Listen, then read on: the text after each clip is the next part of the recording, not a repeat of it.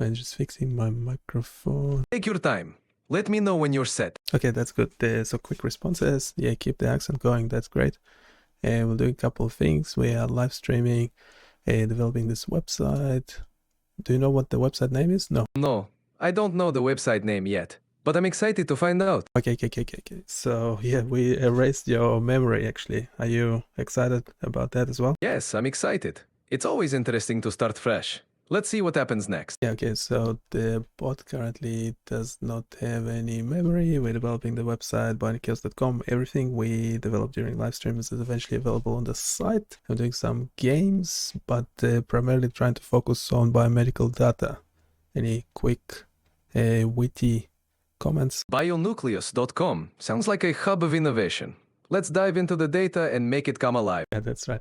Yeah, so I have a bunch of new tools on EMG, like an EMG signal simulator. An EMG signal simulator? That sounds electrifying. It's a great tool for exploring muscle activity. How do you know it's great? You haven't seen it. Just going by the name, it sounds promising and full of potential. Let's explore it together. Yes, so yeah, this one is just you moving a mouse or a touch screen, finger, and then it's indirectly measuring your EMG. What do you think of that? That's a clever approach. Using simple interactions to measure EMG data sounds like an innovative solution. Okay, just get rid of any fluff and shorter responses. Are you okay with that? Anything super funny, go for it. Got it. This sounds electrifying. You already said that. Right, my bad. Let's keep it current. Okay, that's actually pretty good. Glad you liked it. Let's keep the energy flowing. Okay, so I also have this real-time spectrogram that's using a microphone, converting it into a spectrogram. Any comments? Any funny comments on that? Turning sound into art? That's music to my ears. Okay, that wasn't such a great response, but okay. Anyhow, yeah, we have a bunch of things. Go check them out on the website. We have this Mandelbrot. What's a Mandelbrot? How would you explain a Mandelbrot to a 20-year-old? I'd say it's like a magic shape that keeps repeating itself no matter how close you look. It's like zooming into pattern that never ends. Yeah, this one though, the iteration, so we keep zooming in, but the iterations always stay at 100, so actually the detail is being lost. Can you explain why? Sure. The iterations cap at 100. You lost the accent. Keep the 21-year-old Eastern European vibe going. Got it.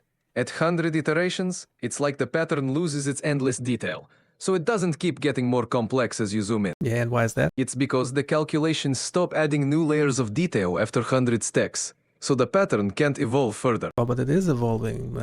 Just so every time we get what's that iteration number is anyway? The iteration number is the count of cycles that you keep forgetting the accent and the 21-year-old vibe. Ah, right.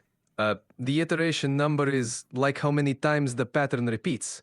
At 100, it stops adding more detail, so the complexity sort of freezes. Okay, can you explain it properly? Sure.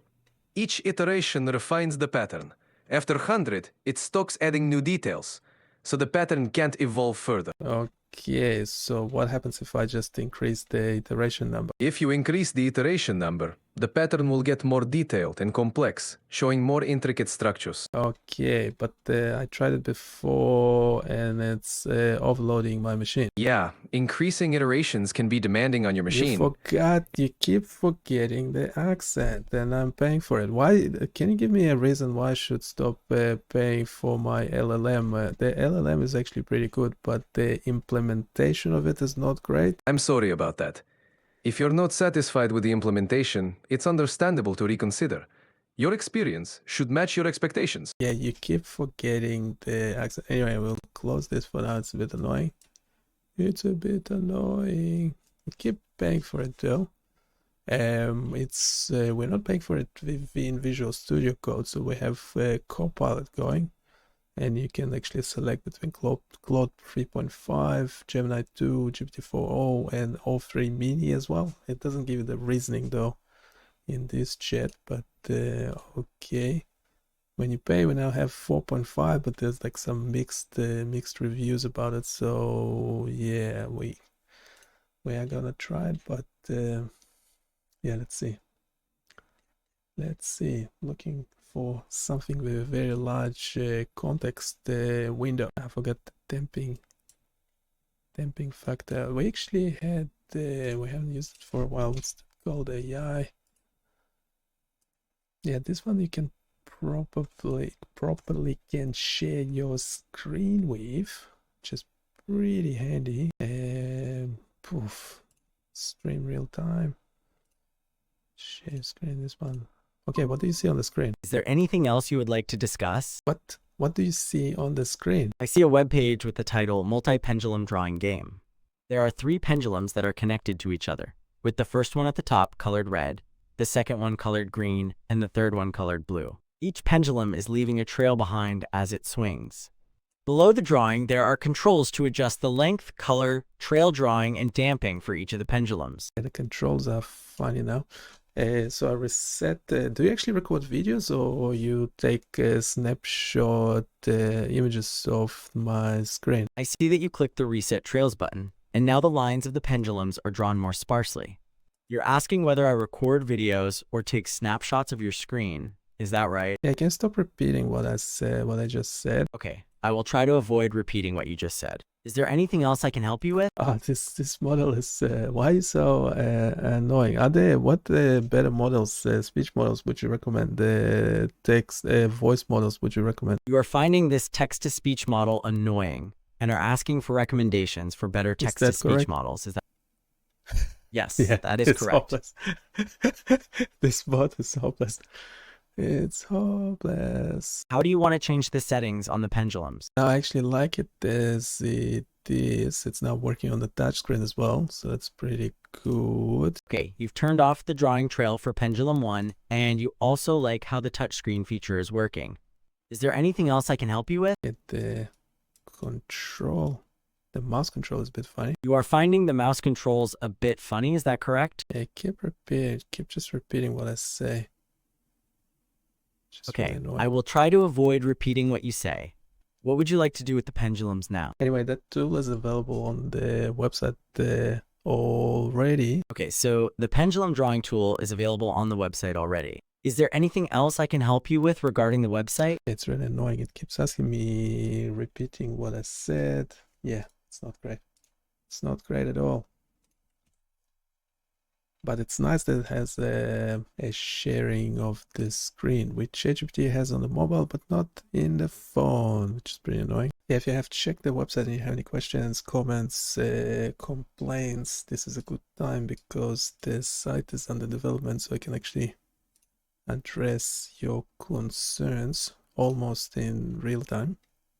Okay, we have this SpectraWave as well, but I haven't finished with it. We actually made a GitHub Copilot, whichever LLM model was able to fix, address an issue of when there is no microphone connected. So then it will just flag, and it will actually check for it and flag an error. So it was able to do, yeah, it's able to do this kind of things quickly and very effectively. So that's awesome. Okay, Mayoscope.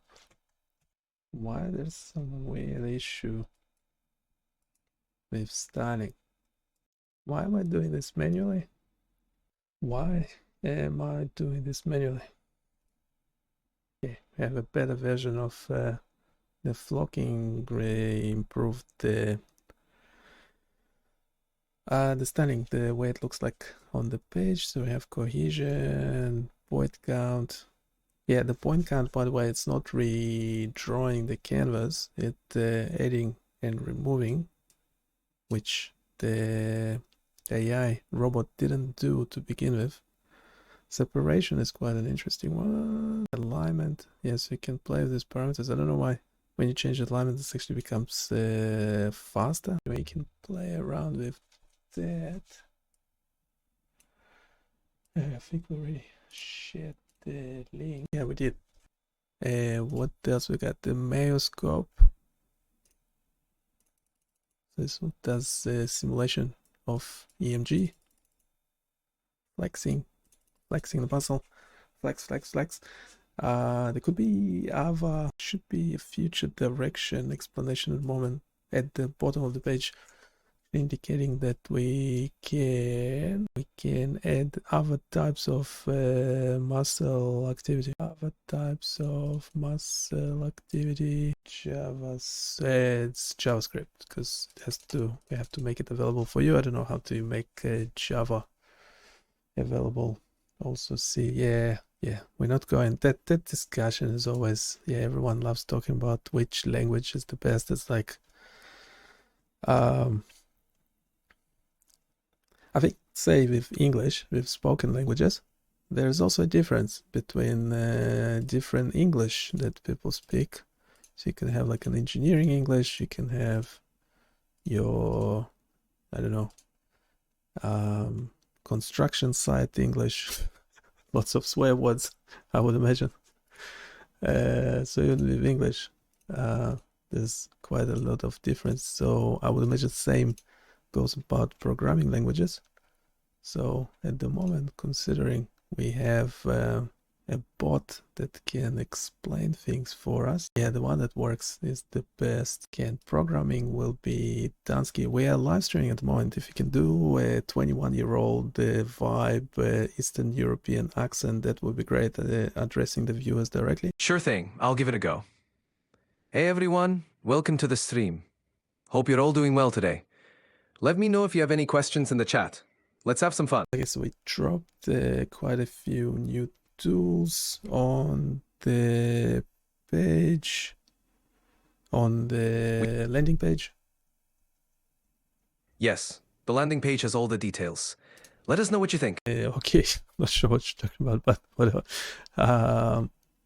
Anyhow, we have the image for the dopamine rush, but that's a bit of a silly game. Well, a little bit of silliness can be fun. If you need any more ideas or help, just let me know. What should we... can you look up bionichaos.com? It's bionichaos with 1C.com. Got it. Bionic Chaos with 1C, right? Let me check that for you. Bionichaos.com is a website offering biomedical data tools and resources.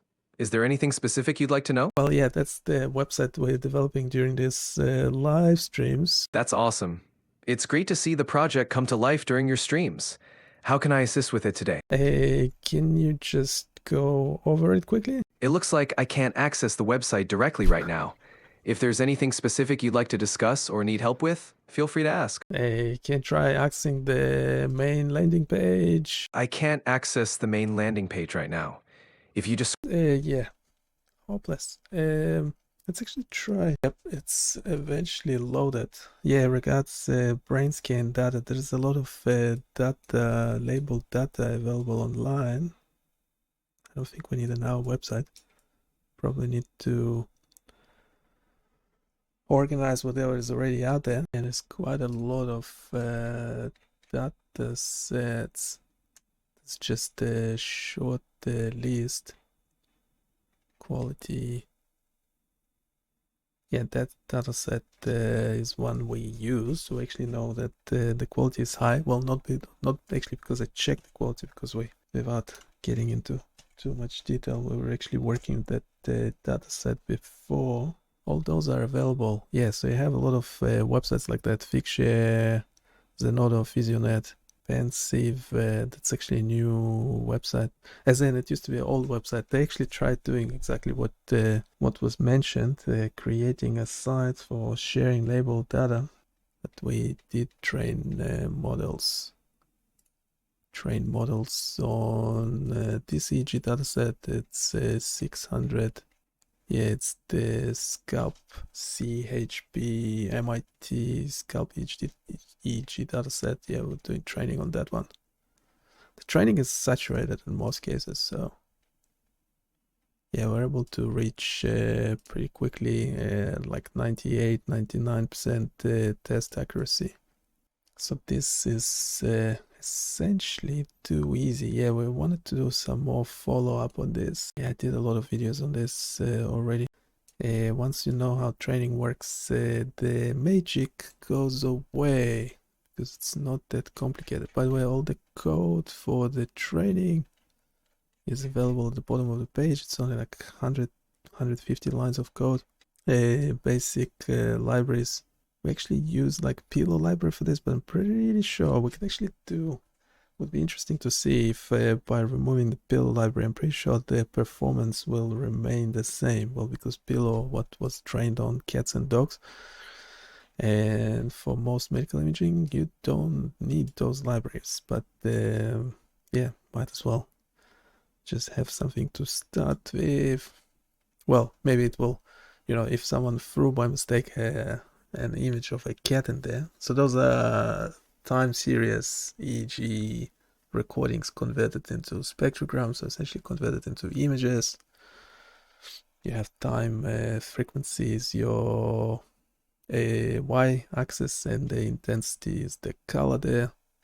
So essentially in seizures, you have this pattern. So when someone having epilepsy, you record the EEG, you get this pattern of the brain neural activity is spiking in a certain way. In this dataset is super old. You can go check it out. It's all in the public domain. Now, what's important is that everything is available. So once we don't, so if you read a paper and the dataset is not available, then you can't actually use it.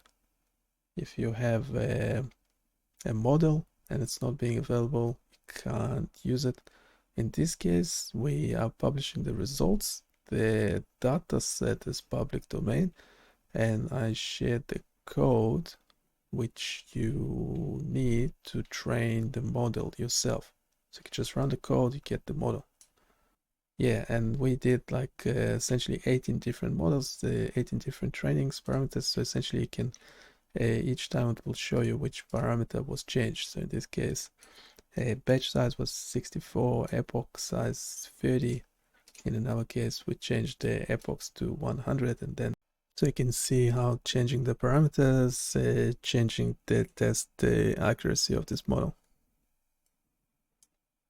Yeah, and I covered this one quite extensively multiple times. The games are quite useful because you can see what the current AI code generation models are actually capable of. They seem to be capable of quite a bit. They have quite a bit of understanding of what's what.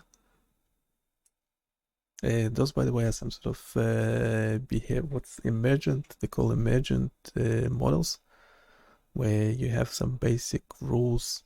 And based on those rules, we did a game of life, quite some time ago. It's actually a more advanced version of Game of Life, where you can have life generated around water, and it is also an emergent model where you have some basic rules, and it will generate lifelike structure simulation.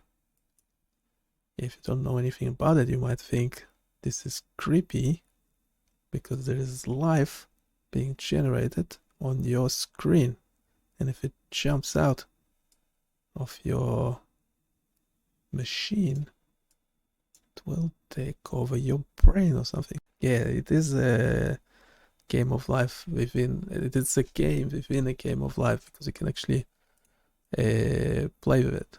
You can generate an incubator over there, fill it with water, and we'll start generating life around it.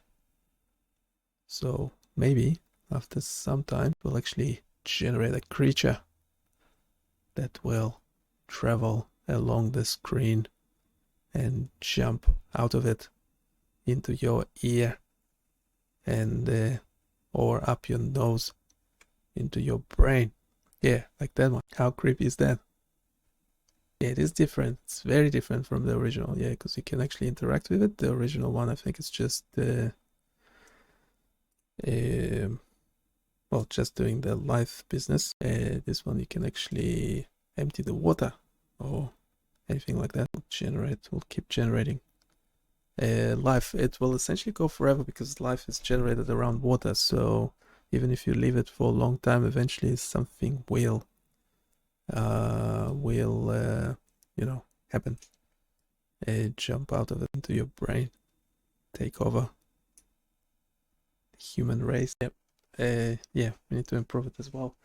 This one, the problem with it is I'm testing with like a better microphone. Well, kind of mid-range, semi-professional microphone. And that means that we can never get the higher frequency electrodes activated. So you get only activation in the low frequency range of the cochlea, so we'll need to fix that. Get EEG to music. Again, the interface it's pretty bad, but we can try and improve it. Just checking if it didn't stuff anything too badly. Yeah, we better continue this next time. We'll check the whole website, let you know how we went. And thank you, Andrew Stevens, again for becoming a member. And I'll see you next time. Bye.